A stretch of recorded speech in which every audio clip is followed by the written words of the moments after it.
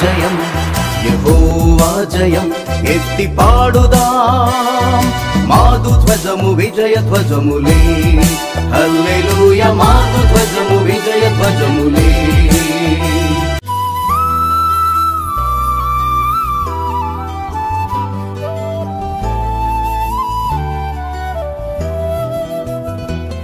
యోహాను సువార్త 16వ అధ్యాయము 13వ వచనం. ఆయన సత్యస్వరూపి అయిన ఆత్మ వచ్చినప్పుడు మిమ్మును సర్వసత్యములోనికి నడిపించును. ఆయన తనంతటా తానే ఏమియూ బోధింపక వేటిని వినినో వాటిని బోధించి సంభవింపబోవు సంగతులను మీకు తెలియచేయును. ఆయన నా వాటిలోనివి తీసుకొని మీకు తెలియచేయును. మనందరికీ ప్రతి దినం కూడా మనం ఈ లోకంలో నడుస్తూ ఉన్నాము, చలిస్తూ ఉన్నాము, ఉనికి కలిగి ఉన్నామంటే కేవలము దేవుని యొక్క ఉచితమైన కృప. ఆయన కృపతో మనం ముందుకు వెళుతూ ఉన్నాం. మనతో పాటు అన్యులు, విగ్రహారాధికులు, దేవుడిని ఎరగని వారు, దేవుడు తెలియని వాళ్ళు అందరూ కూడా నడుస్తూనే ఉన్నారు. మనకున్నటువంటి ఫెసిలిటీ ఏంటంటే పరిశుద్ధాత్ముడు మనలోనికి వచ్చి మనల్ని సర్వసత్యములోనికి ఆయన నడిపిస్తాడంట. దేవుడు ఏం చెప్తాడో అది ఆయన మనకి తెలియచేస్తాడంట.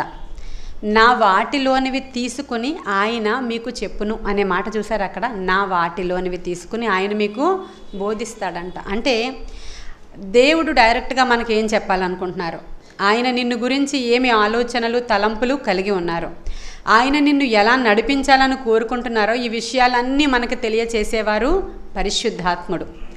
ఆయన మనలోనికి రావడానికి దేవుడు పంపించారు, ఆయనని అలౌ చేశారు. ఇప్పుడు ఉన్నటువంటి న్యూ టెస్టిమెంట్ అంటే మనం నూతన నిబంధన భక్తులం మనం అందరం కూడా. ఇదివరకు పాత నిబంధన కాలంలో పరిశుద్ధాత్ముడు వచ్చి వెళ్ళిపోతూ ఉండేవారు. అవసరమైనప్పుడు వచ్చి భక్తులలోనికి అవసరమైన కార్యాలు జరిగించి ఆయన వెళ్ళిపోతూ ఉండేవారు. మనకి బాగా ఉదాహరణ కనిపించాలంటే శాంసన్. ఆయన ఎప్పుడైతే దేవుని ఆత్మ ద్వారా నింపబడతాడో ఆయన శూర కార్యాలు చేసేవాడు. ఏమీ కాకుండా పట్టణపు గవిని తలుపుల్ని ఊడబెరికేసేవాడు. ఏమీ కాకుండా ప్రాకారాలు కూల్చేస్తాడు. ఏమీ కాకుండా సింహాన్ని చీల్చేస్తాడు. ఇవన్నీ కూడా పరిశుద్ధాత్మ శక్తి ద్వారా ఆ యొక్క భక్తులు ఆ దినాలలో చేశారు. ఆత్మ వచ్చినప్పుడు వారి యొక్క దేవుడు ఏం చేయాలనుకుంటున్నాడో అక్కడ ఆ పనులను వారితో చేయిస్తూ ఉండేవారు. ఇప్పుడైతే దేవుని యొక్క ఆత్మ మన లోపల ఉంది. హల్లెలూయా, మన లోపల ఉన్నారు. ఇప్పుడు ఆ ప్రభువు ఏమైతే చెప్పాలనుకుంటున్నారో ఆ విషయాల్ని దేవుని విషయాలను తీసుకొని మీకు బోధించేవారు పరిశుద్ధాత్మ దేవుడు. ఇప్పుడు సేవకుల ద్వారా నేను మీకు తెలియజేస్తూ ఉంటాను దేవుని సంగతులు.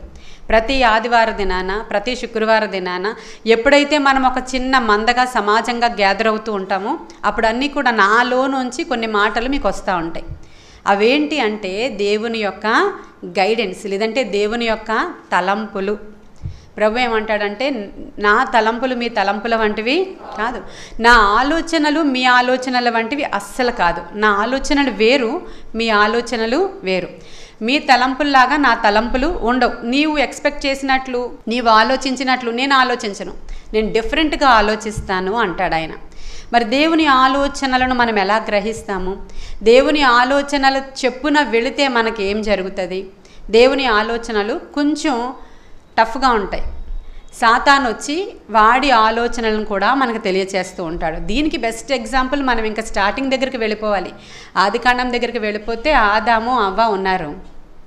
దేవుడు ఒక ఆలోచన చెప్తాడు వాళ్ళకి, మీరు ఇదంతా ఏలండి, ఇవన్నీ తినండి, ఈ విధంగా సేద్యం చేయండి, ఈ విధంగా మీరు ఈ తోటకి కావలి వారుగా ఉండండి, మరి సేద్యపరుచుకోండి, వాటి మీద అధికారము కలిగి మీరు ఉండండి. ఓకే, ఇవన్నీ కూడా ఆయన ఆలోచన.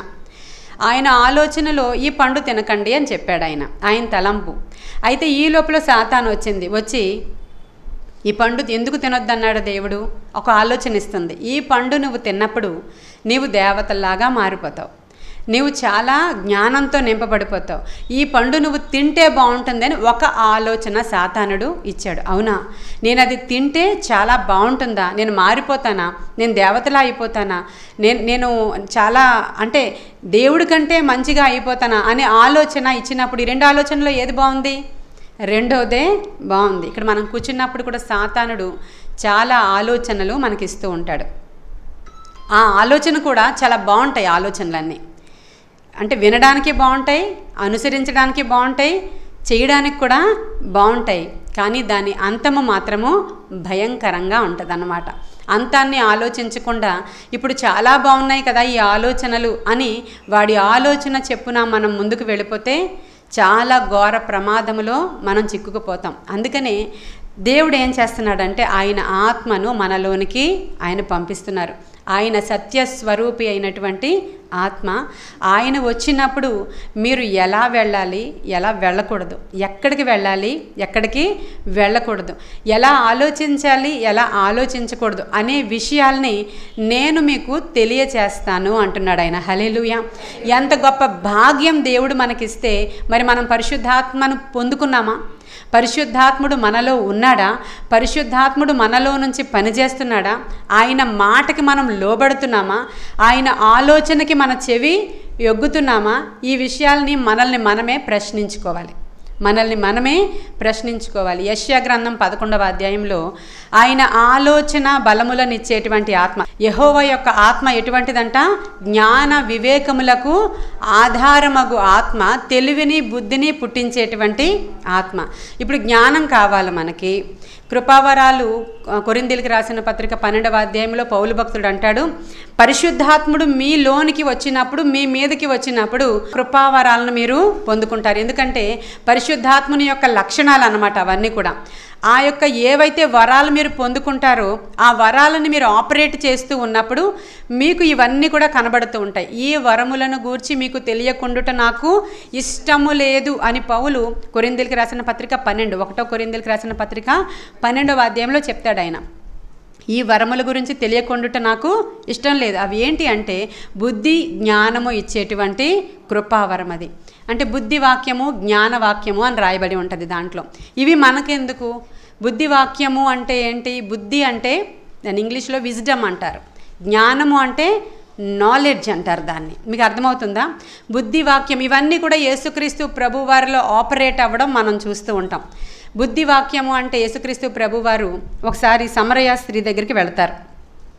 సమరయ స్త్రీ దగ్గరికి వెళ్ళినప్పుడు ఒకసారి తెరవండి, 1 కొరింథీయులకు రాసిన పత్రిక 12వ అధ్యాయం 1-2 వచనాలు చూడండి. అది అండర్లైన్ చేసుకోండి. మీరు ఇదివరకు మీరు విగ్రహాల దగ్గరికి వెళ్ళినప్పుడు, మీరు విగ్రహారాధన చేసినప్పుడు, అన్యులుగా ఉన్నప్పుడు, దేవుని జ్ఞానం లేనప్పుడు మీరు ఎలా నడిపించబడ్డారంట?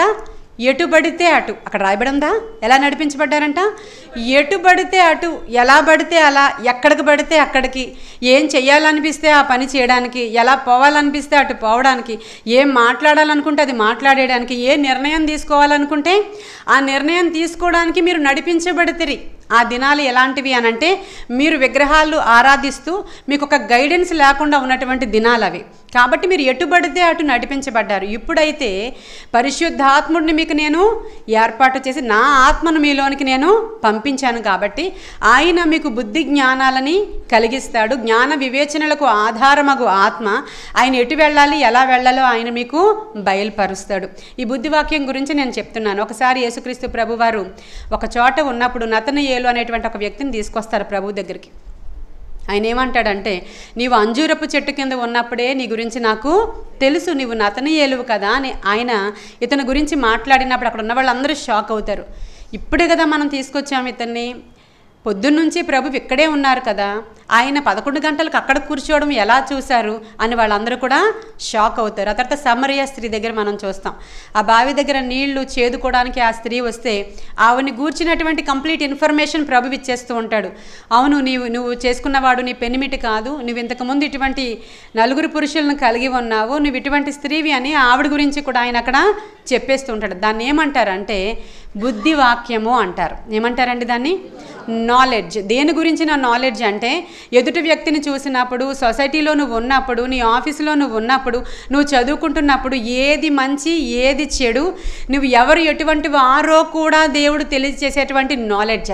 అదొక కృపావరం అండి. అది నేను ఇక అది ఇస్తాను అంటున్నా మనం అసలు దాని గురించి ఏ సంబంధమో లేకుండా పరిశుద్ధాత్మని మనము రిసీవ్ చేసుకోకుండా, ఆయన్ని మనలో నుంచి ఆపరేట్ అవ్వనీయకుండా, మనము పూర్వం ఎలా అయితే మూగ విగ్రహాల దగ్గరికి పోయినప్పుడు ఎలా బ్రతుకుతున్నామో ఆ విధంగానే ఎటుబడితే అటు మనము నడిపించబడి వెళ్ళిపోతున్నామంట.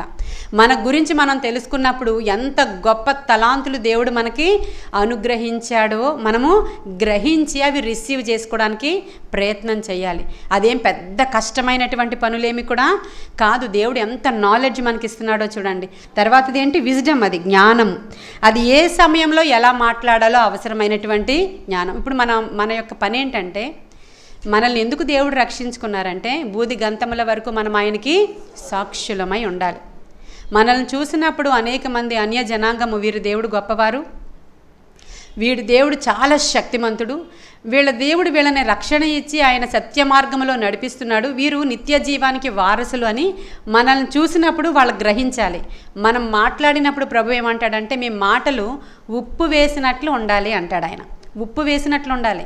మీరు ఆఫీస్లో ఉన్నా, స్కూల్లో ఉన్నా, కాలేజీలో ఉన్నా, రోడ్డు మీద ఉన్నా, ఎక్కడున్నా, మీ కొలీగ్స్తో మాట్లాడుతున్నా మీరు ఒక్క మాట మాట్లాడారంటే అబ్బా ఏంటి ఎంత టేస్ట్గా ఉంది అనిపించాలన్నమాట. మనకి మనమే తెచ్చుకొని మంచి మంచి పదాలు పెట్టుకుని, కల్పన కథలు పెట్టుకుని చెప్తే ఆ టేస్ట్ రాదు. ఒక చిన్నది రుచి చూసిన తర్వాత చాలా టేస్టీగా ఉంటే మనం ఎలా తింటామో అలా మన మాటల్ని వాళ్ళు ఆస్వాదించాలి. మన మాటలు అలా ఉండాలి. అంటే మనల్ని ఆ విధంగా దేవుడు ఏమంటున్నాడంటే, మీ మాటలు ఉప్పు వేసినట్లు ఉండాలి, మీరు లోకానికి వెలుగుగా ఉండాలి, మీరు లోకానికి ఉప్పుగా ఉండాలి, మీరు లోకానికి అందుకని మనల్ని ఏర్పాటు చేసుకున్నాడంట. మరి మన మాటలు అలా ఉన్నాయో లేవో మనకే తెలుసు. మనం ఎవరితోనైనా మాట్లాడుతున్నప్పుడు మనం కోల్పోతూ ఉంటాం. అనేక సందర్భాలలో మనలో ఉన్న ఉప్పు సారాన్ని కోల్పోతూ వ్యర్థమైన మాటలు మాట్లాడుట ద్వారా ఆయన పెట్టినటువంటి ఆ మాధుర్యాన్ని మనం కోల్పోతూ ఉంటాం. సరే, ఇప్పుడు ఈ మాటల గురించి ఎందుకు చెప్తున్నానంటే, మనల్ని ఎలా తయారు చేశాడు దేవుడు అని చెప్తున్నాను. ఎందుకు తయారు చేశాడు? బూది గంతముల వరకు ఆయనకి సాక్షులుగా ఉండాలని, ఆయన నామాన్ని ప్రకటించాలని, అనేకులను ఆయన తట్టు త్రిప్పాలని. మిమ్మల్ని అందరినీ కూడా ఎలా చేసుకున్నారంట? ఆయన శిష్యులుగా చేసుకున్నారంట. హల్లెలూయా. మీరందరినీ కూడా, మనందరినీ కూడా దేవుడు శిష్యులుగా చేసుకున్నాడంట. మిమ్మల్ని నేను దాసులని పిలవక నేను నా స్నేహితులని పిలుస్తున్నా, మిమ్మల్ని అందరినీ శిష్యులుగా నేను తయారు చేసుకున్నాను. ఇప్పుడు ఈ శిష్యులకి మనకేం కావాలి? ఇప్పుడు వివేచన, జ్ఞానం కావాలి. అంటే నాలెడ్జ్ కావాలి, విజ్డమ్ కావాలి మనకి. ఈ జ్ఞాన వాక్యము, బుద్ధి జ్ఞాన సర్వసంపదలు ఆయన దగ్గర ఉన్నాయి. ఇప్పుడు ఈ జ్ఞానం మనకి ఏం చేస్తుందంటే, ఏ విధంగా మాట్లాడాలో నేర్పిస్తుందంట. ఈ జ్ఞానం ఏ విధంగా అప్రోచ్ అవ్వాలి, ఏ విధంగా మాట్లాడాలో నేర్పిస్తుందంట. ఒకసారి యేసుక్రీస్తు ప్రభు వారిని శోధిస్తూ ఆయన పన్ను కట్టడం గురించి అడుగుతారు. అక్కడ ఈ పన్ను కైసరుకు కట్టడం మంచిదా, కట్టకపోవడం మంచిదా అని అడిగినప్పుడు ఆయన ఒక కాయిన్ తీసుకుని దాని మీద ఉన్నటువంటి బొమ్మను చూపించి, ఇది దేవునికి చెల్లించండి, కైసరుకు చెల్లించండి అని జ్ఞానముతో మాట్లాడతాడు ఆయన. ఎఫెసీ పట్టణానికి వెళ్ళినప్పుడు పౌలుని శోధించడానికి, పౌలు అక్కడ సువార్త చెప్పడానికి, పౌలుకి దేవుడిచ్చినటువంటి ఈ నాలెడ్జ్ అనేటువంటి కృపావరంతో మాట్లాడినప్పుడు ఆ సభలో మాట్లాడుతూ ఉంటే పౌలును ఎదిరించి ఎవరు కూడా అక్కడ నిలువబడలేకపోయారంట. ఎందుకంటే ఆయన నాలెడ్జ్ అనే కృపావరంతో అక్కడ మాట్లాడుతున్నాడు. ఇప్పుడు ఈ బుద్ధివాక్యము, జ్ఞానవాక్యము మనకెందుకండి? మనమేమి సేవ చేయడానికి వెళ్ళట్లేదు కదా, మనకు అంత కెపాసిటీ లేదులేండి అని మనం అనుకోవడానికి వీల్లేదు. ఇక్కడ కూర్చున్న మనలో చాలామంది పిల్లలకి ఒక సబ్జెక్ట్లో జ్ఞానం ఉండి ఇంకొక సబ్జెక్ట్లో జ్ఞానము ఉండదు, అవునా? ఇప్పుడు ఇక్కడ కూర్చున్న పిల్లల్లో ఏ సబ్జెక్టు ఎవరికి టఫ్గా అనిపించినా మీరు అసలు బాధపడవలసిన అవసరత లేదు. ఆ నాలెడ్జ్ని, ఆ విజ్డమ్ని ఇచ్చేవారు పరిశుద్ధాత్మ దేవుడు. హల్లెలూయా. ఆ పరిశుద్ధాత్మ దేవుడు ఆ మేడగదిలో వచ్చినప్పుడు మొదటగా ఎక్కడ దిగొచ్చారో చెప్పండి? వారి మీదకి ఎలా వచ్చారు? వారి తలలపైకి. ఎక్కడుంది నాలెడ్జ్? ఎక్కడి నుంచి వస్తుంది? విజ్డమ్ ఎక్కడి నుంచి వస్తుంది? జ్ఞానం ఎక్కడుంది? వారి తలల మీదకి దిగి వచ్చారు ఆయన. హల్లెలూయా. వారి తలల మీదకి దిగి వచ్చారు. నీ ఆఫీస్లో, నీ యొక్క జాబ్లో, నీ యొక్క ఉద్యోగంలో అన్నిటికీ మించి పిల్లలు చదువుకుంటున్నారే, ఈరోజు దీని గురించినటువంటి ఇన్ఫర్మేషన్ మనం తెలుసుకుంటే నీకు ఏ సబ్జెక్ట్లోని వీక్గా ఉండవు నువ్వు. ఎందుకంటే కంప్లీట్ ఇన్ఫర్మేషన్ ఇచ్చేవాడు పరిశుద్ధాత్ముడు. దేనిలో కూడా వీక్గా ఉండాల్సిన అవసరం ఈ రోజుల్లో మనకి లేదు. ఆ దినాలు నిజంగానే ఎటు పడితే అటు నడిపించబడ్డాము. మనకి ఏం పడితే అది అటువైపు వెళ్ళిపోయాము. ఏ సబ్జెక్ట్ తీసుకోవాలో మనకు తెలియదు, ఎక్కడికి వెళ్ళాలో మనకు తెలియదు, ఏ ఉద్యోగం చేయాలో మనకి తెలియదు. ఇప్పుడైతే మనకి దేవుడు గైడెన్స్ ఆయన ఇస్తూ ఉన్నాడు, ఆలోచన ఇచ్చేవాడు ఆయన. సమస్తము నడిపించేవాడు ఆయన. ఆయన ఏదైనా చేయ సమర్థుడైన దేవుడు. ఆ నాలెడ్జ్ మనకి ఇస్తాడంట. ఆయన ఇస్తానని వాగ్దానం చేశారు. ఆల్రెడీ ఆయన మనలో నివాసం చేస్తున్నారు. కాకపోతే మనం ప్రతిదినము కూడా పరిశుద్ధాత్మ వరాల కోసం ఆశపడి ఆయన అడగాలి. ఈ పరిశుద్ధాత్మ గైడెన్స్ ఓల్డ్ టెస్టిమెంట్లో కూడా వాళ్ళకి ఎలా ఉందో, ఆయన ఆలోచన ఇస్తే ఎలా ఉంటుందో ఒక చిన్న సాదృశ్యం చెప్తాను మీకు. ఆయన ఆలోచన సాతాను ఆలోచన. ఒకానొక సమయంలో దావీదు ఆత్మపూర్ణుడే. ఆ దినాలలో కూడా పరిశుద్ధాత్మని ఒక్కొక్క సందర్భంలో నా యొద్ద నుంచి తీసివేయొద్దు అని ఏడుస్తాడు. ఎందుకంటే ఆయన ఆలోచన అంత అవసరం. ఒకరోజు దావీదు అంత ఎస్టాబ్లిష్ అయిపోయిన తర్వాత మంచిగా రాజుగా ఇంకా బాగా వెళ్ళిపోతుంది ఇంకా రాజ్యంలో. ఇంకా అప్పటికి యుద్ధాలు కొంచెం మాన్పబడ్డాయి. చాలా సంపాదించాడు ఆయన. చాలా వెల్దీగా ఉన్నాడు, హెల్దీగా ఉన్నాడు. అప్పుడు ఏమనిపించిందంటే, అస్సలు నేను ఇంత సమకూర్చుకున్నాను కదా, ఇంత ఎస్టాబ్లిష్ అయ్యాను కదా, ఇంత జయించాను కదా, అస్సలు నా రాజ్యంలో కుడి ఎడమల లెక్క పెడితే ఎంతమంది ఉన్నారో ఒకసారి లెక్క పెట్టాలని ఉంది అన్నాడు. అప్పుడు ప్రక్కన ఉన్నటువంటి మంత్రి యోవాబు అంటాడు, నాయన ఇప్పుడెందుకు ఆ విషయాలన్నీ కూడా, మనల్ని ఎస్టాబ్లిష్ చేసింది తండ్రి, మనకి ఇదంతా ఇచ్చింది దేవుడు, అలా ఊరుకో, ఇప్పుడు అవసరం లేదని ప్రక్క నుంచి ఆయన చెప్తాడు. లేదు లేదు, ఈ విషయంలో నువ్వు నాకు అడ్డు రాకు, వెళ్ళి ఇప్పుడు వెంటనే ఎంతమంది ఉన్నారో నాకు లెక్క పెట్టాలి అన్నాడు. అది లెక్క పెట్టొద్దు అనేది దేవుని యొక్క ఆలోచన. అవసరమైతే ఆయనే చెప్తాడు జనాభా లెక్కలు పెట్టండి అని. వద్దన్నాడు ప్రభువు. ఈ దావీదుకి ఏమనిపించిందో, ఆయన దేవుని యొక్క గైడెన్స్ తీసుకోకుండా ఆ మనుష్యులను లెక్క పెట్టి ఇంతమంది ఉన్నారు అని ఎప్పుడైతే లెక్క వచ్చిందో వెంటనే ఈయనలో మరి ఏం ప్రవేశించిందో మనకు తెలియదు. కానీ ఈ విషయం దేవునికి చాలా కోపం రప్పించింది. వెంటనే అక్కడ తెగులును రేపాడు దేవుడు. తెగులును రేపి అనేక వేల మంది చనిపోయారు. దావీదుకి అర్థమైపోయింది, నేను ఈ ప్రజలను లెక్క పెట్టడం వల్లే దేవుడికి చాలా కోపం వచ్చింది అని. ఇప్పుడు ఇక్కడ జరిగింది ఏంటి అని అంటే, దేవుని ఆలోచనకు చెవి యొగ్గకపోవడం. అదే సంఘటన తీసుకుంటున్నాం ఈరోజు. ఇంకొక వేలో మనం ఇది వెళ్ళడం లేదు. దేవుని ఆలోచనని తనకి పెడచెవిని పెట్టాడు. వెంటనే దేవుని యొక్క ఉగ్రత అతని మీదకు, అంటే చుట్టూ ఉన్న సిట్యుయేషన్స్ మీకు అననుకూలంగా జరుగుతున్నప్పుడు, నష్టాలు జరుగుతున్నప్పుడు, కష్టాలు వస్తున్నప్పుడు, ఎంత చేసిన కార్యాలు సఫలం అవ్వలేకపోయినప్పుడు, ఎక్కడో దేవుని ఆలోచన నీవు వినకుండా నీ చెవులను మూసుకున్నావని ఒకసారి అర్థం చేసుకోవాలి. వెంటనే దావీదు అర్థం చేసుకుని, ఇప్పుడు నేనేం చేయాలో నాకు అర్థం కావట్లేదని దేవుని దగ్గరికి వెళ్ళి తలుపులు వేసుకుని ఉపవాసం ఉండి ఏడవడం మొదలుపెట్టాడు. ఎందుకు ప్రభువా, నేను చేశాను తప్పు, ఈ అమాయకులైనటువంటి ప్రజలు ఏం చేశారు, ఒక్కసారి జ్ఞాపకం చేసుకో అంటే దేవుడు 2 ఆప్షన్స్ అతను ముందర పెట్టాడు. ఏమన్నాడంటే, సరే ఈ తెగులు పరిహారం అవ్వాలంటే 2 ఆప్షన్స్ నీ ముందర పెడుతున్నాను. ఒకటి, శత్రువు చేతికి నిన్ను అప్పగించమంటావా, రెండవది నా చేతుల్లోనికి నువ్వు వస్తావా అని అడుగుతాడు ఆయన. శత్రువు చేతికి అప్పగించబడుట కంటే దేవుని చేతుల్లోనికి వెళ్ళడమే మేలు. నువ్వేం చేస్తే అది నేను చేయించుకోవడానికి రెడీగా ఉన్నాను ప్రభా, నీ చేతుల్లోనికే నేను వస్తున్నాను అన్నప్పుడు దేవుడు అతనికి గైడెన్స్ ఇస్తాడు. అరౌనా అనేటువంటి కళ్ళెము దగ్గర మరణ దోత అప్పటి వరకు అక్కడ వేసుకుని వెళ్ళిపోతుంది. అక్కడ దోత అందరినీ చంపుకుని వెళ్ళిపోతుంది. ఈ లోపల అక్కడికి వచ్చేటప్పటికల్లా దావీదు దేవుడికి సరెండర్ అయిపోయి కొన్ని నష్టాలు ఎదుర్కొన్న తరువాత అక్కడ దేవునికి బలిపీఠం కట్టించాడు. హల్లెలూయా. అక్కడ ఆగిపోయింది. ఎందుకంటే ఒక కాంప్రమైజ్ అయ్యాడు దేవునితో. ఒక సూచన జరిగింది, ఒక నష్టం జరిగింది, ఒక బుద్ధి వచ్చింది, తెలుసుకున్నాడు దావీదు. దేవునికి విరోధమైన ఒక ఆలోచన ఇంత నష్టాన్ని అతని జీవితంలో తీసుకుని వచ్చింది. ఆ అరౌనా కళ్ళం దగ్గరే తర్వాత ఇప్పుడు సొలొమోను మందిరాన్ని కట్టించాడు. దానికి ఒక పెద్ద చరిత్ర ఉంది, అది తర్వాత వేరే సబ్జెక్ట్. అదే ప్లేస్ అంతా కూడా.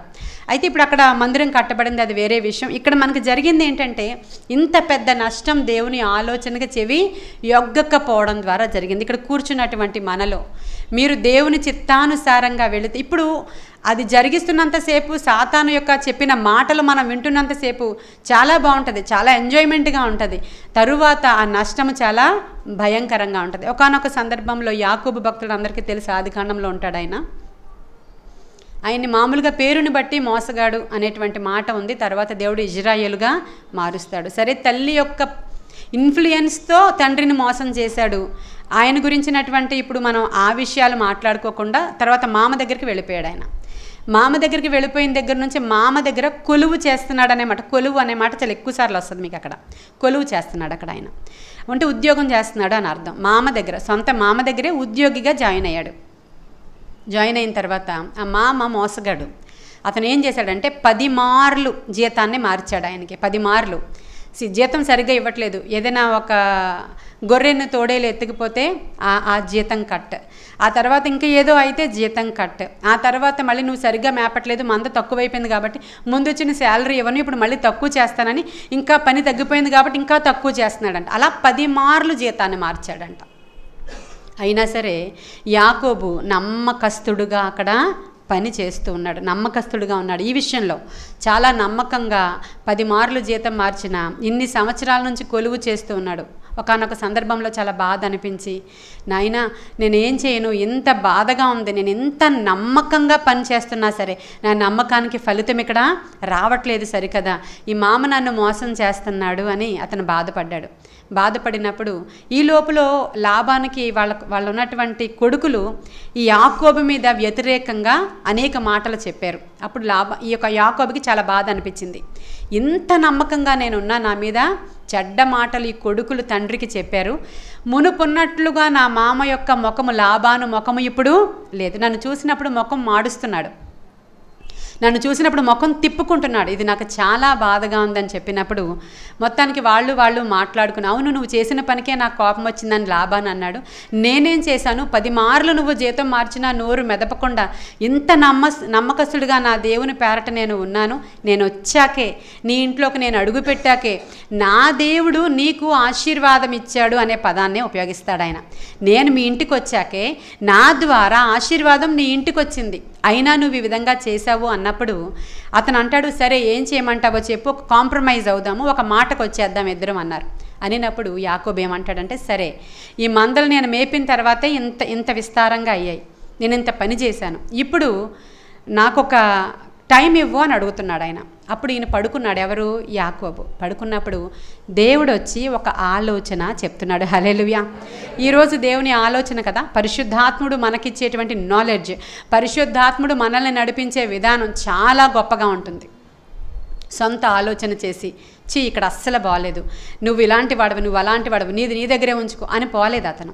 ఇన్ని మార్లు కూడా ఇతను మోసగాడు కాబట్టి నేను మోసం చేసేద్దామని ఆలోచించలేదు, నమ్మకస్తుడుగా ఉన్నాడు, దేవుడు చెప్పిన మాటకి లోబడి ఉన్నాడు అక్కడ. ఇప్పుడు రాత్రి పడుకున్నాడు యాకోబు. పడుకున్నప్పుడు దేవుడు ఒక కళ ద్వారా యాకోబుతో మాట్లాడుతున్నాడు. ఆ కళ ఎటువంటిదంటే, ఈ మందలు చూలు కట్టేటప్పుడు నువ్వు ఒక పని చెయ్యి అని చెప్తాడు దేవుడు. అంటే అర్థమవుతుందా మీకు? మందలు చూలు కట్టడం అంటే ఈ గొర్రెలు మేకలు ప్రెగ్నెంట్ అయినప్పుడు చూలు కట్టినప్పుడు ఒక పని చేయాలి నువ్వు అని ఒక గైడెన్స్ ఇచ్చాడు. దేవుని యొక్క ఆలోచన చెప్పాడు, దేవుడు ఒక ఐడియా ఇచ్చాడు. అప్పుడు వెంటనే పొద్దున్నే మాట్లాడడానికి వెళ్ళారు. అప్పుడు లాబానుతో చెప్తున్నాడు, సరే నీ మందలు నా మందలు సపరేట్ చేద్దాము, ఇప్పటి నుంచి ఈ మందల్లో ఏవైతే ప్లెయిన్గా ఉన్నాయో ఆ మేకలు ఆ గొర్రెలు అవన్నీ కూడా నువ్వు తీసేసుకో, ఏవైతే మచ్చలు పొడలుగా ఉంటాయో ఇక మీదట పుట్టినవన్నీ కూడా అవి నావి అని చెప్పాడు ఆయన. అలాగా, బలహీనంగా ఉన్నవి, మచ్చలు ఉన్నవి, పొడలున్నవి నీవు తీసుకుంటావా, ప్లెయిన్గా ఉన్నవి నావా, అయితే ఇప్పుడే సపరేట్ చేసేద్దామని సపరేట్ చేశారు. ఇప్పుడు మేపు ఏవైతే చూలు కడతాయో ఈ మందలన్నిటిలో కూడా అప్పుడు పొడలు గల మచ్చలు గల ఈ యొక్క గొర్రెలు మేకలు యాకోబు అవుతాయి అన్నమాట, ప్లెయిన్గా ఉన్నవి లాబాను అవుతాయి అన్నమాట. కానీ అక్కడ మీరు చూసినప్పుడు ఆ సిచ్యుయేషన్లో అన్నీ కూడా ఎక్కువగా ప్లెయిన్గా ఉన్న గొర్రెలే ఉన్నాయి అక్కడ. ఇప్పుడు దేవుడు ఒక ఆలోచనని యాకోబుకి ఇచ్చాడు. దేవుని ఆలోచన వినండి, మీరు ఇంటికి వెళ్ళిన తర్వాత ఆదికాండము 30వ అధ్యాయం చదువుకోండి. ఇప్పుడు మచ్చలు చారలు పొడలు గల గొర్రెలు పుట్టాలి, జాగ్రత్తగా వినండి. అవి పుట్టాలి అంటే ఏం చెయ్యాలో ఎవరు చెప్పారు ఆలోచన? దేవుడే చెప్పాడు. ఆ కార్యం ఇలా జరగాలంటే ఏం చేయాలో దేవుడే ఆయన ఆత్మ ద్వారా గైడ్ చేశారండి.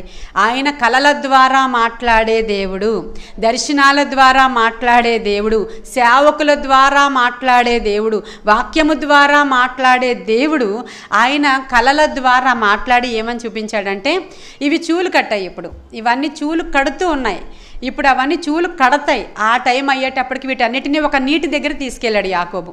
నీళ్ళ దగ్గర తీసుకెళ్ళినప్పుడు ఆ ఇజ్రాయెల్ కంట్రీలో ఒక చెట్లు ఉన్నాయి, దాని పేరు ఏం పేరు? చినారు జింగిసాలు. దాని పేరు ఏం పేరు? జింగిపాల జింగిసాలా? సా ఉంది అక్కడ, చీనారు జింగిసాలు. బాగుందా పేరు? అందరూ చెప్పండి. ఆ పేరు బాగుంది కదా అని. అయితే చీనారు జింగిసాలు అనే చెట్టు మన కంట్రీలో తుమ్మ చెట్లు ఉంటాయి, ఐడియా ఉందా? మనకి చిన్నప్పుడు అంతా చూసామా, రాజుగారు చూసామా? తుమ్మ చెట్లు ఉంటాయి కదా, తుమ్మ కర్రలు నరికినప్పుడు ఆ తుమ్మ చెట్టు పైన తొక్కేలా చెక్కితే అక్కడక్కడ చెక్కండి. ఒకసారి గుర్తు చేసుకోండి, అక్కడక్కడ చెక్కాలి. మధ్యలో అంతా నల్లగా ఉంటుంది, చెక్కిన చోట తెల్లగా ఉంటుంది కదా. అలాంటి చువ్వలు అన్నమాట అవి, అలాంటి కర్రలు, అలాంటి చెట్లు అనమాట అవి. ఆ చీనారు జింగిసాలు అనే పుల్లల్ని, కర్రలను తీసుకొచ్చాడు ఆయన, తీసుకొచ్చి చెక్కాడు అక్కడక్కడ. అప్పుడు ఎలా ఉంది అది? నల్లగా తెల్లగా ఉందా? చారలుగా పొడలుగా ఉందా? ఇవి తీసుకొచ్చి ఇవి ఎప్పుడైతే చూలు కడుతున్నాయో ఆ నీళ్లల్లో ఇవి పెట్టాడు. ఇప్పుడు ఇవి నీళ్లు తాగుతూ దేన్ని చూస్తున్నాయి? ఆ కర్రల్ని, ఆ చువ్వల్ని, ఆ చీనారు జింగిసాలు కర్రల్ని చూస్తున్నాయి. అది చూసినప్పుడు అది చూస్తూ నీళ్లు తాగుతూ ఉన్నాయి. ఆ పొట్ట లోపల మచ్చలు పొడలు గల ఆ పిల్లలు తయారవుతున్నాయి. హల్లెలూయా.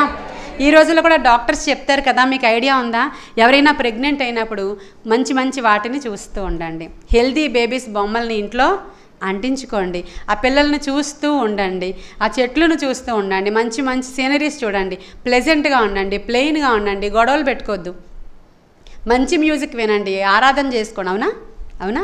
ఇవన్నీ చెప్తూ ఉంటారు. ఎందుకని? డాక్టర్స్ సైంటిఫిక్గా చెప్తున్నారే. ఆ రోజే ప్రభువు చెప్పాడు, నువ్వు ప్రెగ్నెంట్ అయితే దేని వైపు చూడాలో, హల్లెలూయా, ఎక్కడుండాలో, ఏ విధంగా ఉండాలో. ఈ చూలు కట్టే సమయంలో ఆ మచ్చలు పొడలు గల ఆ చెట్టు కొమ్మలను పెట్టినప్పుడు ఆరాంగా పడుకున్నాడు యాకోబు. టెన్షన్గా ఉన్నాడు లాబాను. ఎందుకంటే దేవుని ఆత్మ చేత నడిపించబడేవారు నెమ్మదిగా ఉంటారు. హల్లెలూయా. మనకి భయం లేదు, ఎందుకంటే చూచుకునేవాడు ఆయనే, అన్నీ చూచుకొనను. హల్లెలూయా. ఆయన మనల్ని నడిపిస్తాడు, మనం ఆరాంగా ఉండొచ్చు. ఆయన ప్రణాళికలో ఆయన వెళుతున్నప్పుడు ఏ జిగటగల దొంగ ఊబిలో కూడా ఆయన నిన్ను కూరుకుని పోనివ్వడు. నాశనకరమైన తెగులు నీకు రానియడు, అపాయం ఏమీ రాదంటాడు ఆయన. ఆయన దుడ్డుకర్ర దండము మనకు తోడుగా ఉందంట. ఎందుకంటే ఎప్పుడు నూతన నూనె తైలముతో మనము అంటబడుతున్నాం. హల్లెలూయా. అది అభిషేకానికి సాదృశ్యం. ఇప్పుడు మొత్తానికి డెలివరీలు అయిపోయినాయి. అవన్నీ కూడా చూసేసరికి అంటే సగం పైన అన్నీ కూడా మచ్చలు పొడలే. హల్లెలూయా. అవన్నీ కూడా యాకోబు దినానికి ఆశీర్వదింపబడ్డాడండి. ఆ ప్రకారము ఆ మనుష్యుడు అత్యధికముగా, హల్లెలూయా, అత్యధికముగా. ఇప్పుడు ఇక్కడ కూర్చున్న మన అందరినీ దేవుడు మామూలుగా అభివృద్ధిలోనికి నడిపించాలనుకుంటున్నాడా? అత్యధికముగా నడిపించాలనుకుంటున్నాడు. అత్యధికముగా, అందరూ ఆ మాట అనండి, అత్యధికముగా మనల్ని ఆశీర్వదించాలని ప్రభువు కోరుకుంటున్నాడు. హల్లెలూయా. ఆయన ఆశ అది, ఆయన తలంపు అది, ఆయన ఆలోచన అది. ఇక్కడ కూర్చున్న నిన్ను నన్ను అత్యధికముగా ఆశీర్వదించాలి. అయితే ఆయన ఆలోచనకి మనము చెవియొగ్గాలి, ఆయన తలంపుకి మనము తల వంచాలి. నీ ఆలోచనలాగా ఆయన ఆలోచన ఉండదు. ఆయన ఆలోచన సపరేట్గా ఉంటుంది. అది ఎలా తెలుస్తుంది అంటే ప్రతి ఆదివారం దినాన నీతో ఆయన మాట్లాడుతూ ఉంటాడు, ప్రతి శుక్రవారం దినాన నీతో మాట్లాడుతూ ఉంటాడు. నీ సేవకులు నీతో మాట్లాడినప్పుడల్లా మాట్లాడుతూ ఉంటాడు ఆయన.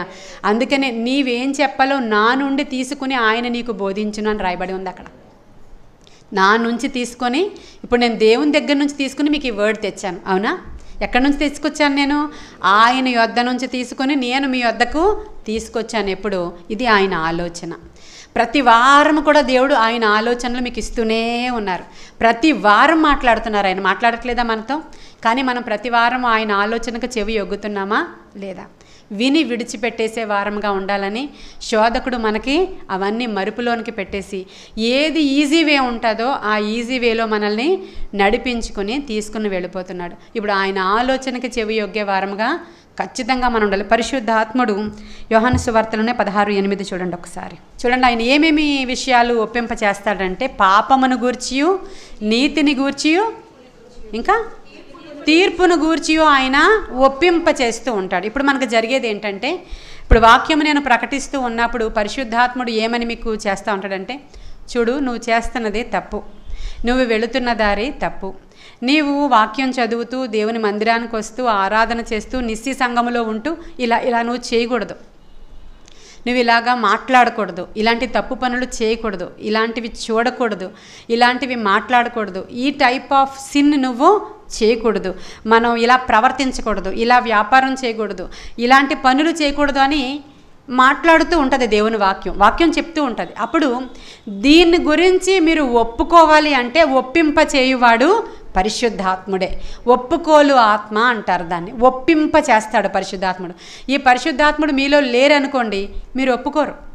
చాలామంది ఇంట్లో పిల్లలను చూసారు మనం. ఒరే నువ్వు అది చేసావా అంటే నేను చేయలేదు. నువ్వు తీసావా అంటే నేను తీయలేదు. నువ్వు చూసావా అంటే నేను చూడలేదు. పిల్లలు ఒప్పుకోరు. ఒక భార్య భర్తను అడుగుతుంటుంది, నువ్వు చేసావా? నేను చేయలేదు. ఒక భర్తని భార్య అడుగుతుంటాడు, నువ్వు అలా ప్రవర్తించవా? నేను అస్సలు అలా ప్రవర్తించలేదు. మా అమ్మని నువ్వు అలా అన్నావా? నేను అస్సలు అనలేదు. ఇవన్నీ కూడా ఒప్పుకోలు ఆత్మ మనలో లేదు. పాపమును గూర్చి ఒప్పింప చేయువాడు పరిశుద్ధాత్ముడు. ఎప్పుడైతే ఈ పాపమును గురించి నీకు ఒప్పుకోలు రాదో, ఆ లాస్ట్లో ఉంటుంది మీకు నిత్య జీవాన్ని గురించి ఆయన ఒప్పుకోలు చేయిస్తూ ఉంటుంది. నిత్య జీవం కోసమే ఇవన్నీ మనం చేస్తున్నాము.